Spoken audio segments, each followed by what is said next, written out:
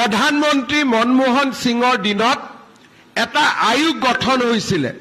সেই আয়োগটোৰ নাম আছিল সচ্চাৰ আয়োগ। দিল্লী উচ্চ ন্যায়ালয়ৰ এজন ৰিটায়াৰ্ড জাজে এই আয়োগটো নিৰ্মাণ কৰিছিল। মনমোহন সিং আৰু কংগ্ৰেছ চৰকাৰৰ ওচৰত এই আয়োগৰ প্ৰতিবেদন দাখিল হৈছিল।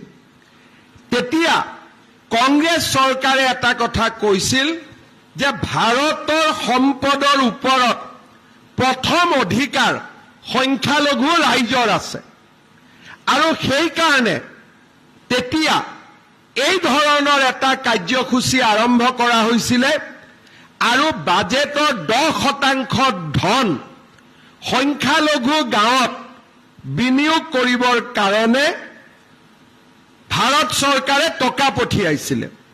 অসমতো আহিছিল। তেতিয়া আমি মাইনৰিটি গাঁওবিলাকত ITI কৰিছিলোঁ, ডাঙৰ ডাঙৰ স্কুল কৰিছিলোঁ, হাজাৰ হাজাৰ লোকক সেই সময়ৰ ইন্দিৰা আৱাস যোজনাৰ ঘৰ দিয়া হৈছিল, অংগনবাদী কেন্দ্ৰ বনোৱা হৈছিল আৰু সেই আঁচনিটোৰ নাম আছিল প্ৰধানমন্ত্ৰী জন কল্যাণ যোজনা। আমাৰ চৰকাৰ আহিলে আমি কলো যে ভাৰতৰ সম্পদৰ ওপৰত প্ৰথম অধিকাৰ যদি কাবাৰ থাকিব লাগে, কাৰ থাকিব লাগে? সংখ্যালঘু লোকসকলৰ নে ভূমিপুত্ৰসকলৰ?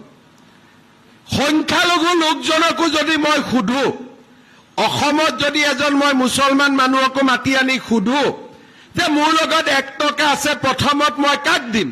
তেওঁ ক'ব যে প্ৰথমতে ট্ৰাইবেল মানুহখিনিক দিয়ক, কাৰণ তেওঁলোক অসমৰ ভূমিপুত্ৰ। ক'বনে নাই? কিন্তু এই সামান্য কথাখিনি কংগ্ৰেছ চৰকাৰে বুজা নাছিল আৰু তেওঁলোকে কৈছিল যে নহয়, যদি চৰকাৰৰ লগত 1 টকা আছে প্ৰথমতে সংখ্যালঘু মানুহখিনিক দিয়ক। কিন্তু মোদী ডাঙৰীয়াই ক'লে যে নহয়, আমি সকলোকে দিম, সবকা সাথ সবকা বিকাশ, কিন্তু প্ৰথমতে আমি ট্ৰাইবেল মানুহখিনিক দি ল'ম। এইটো হ'ল মোদী ডাঙৰীয়া।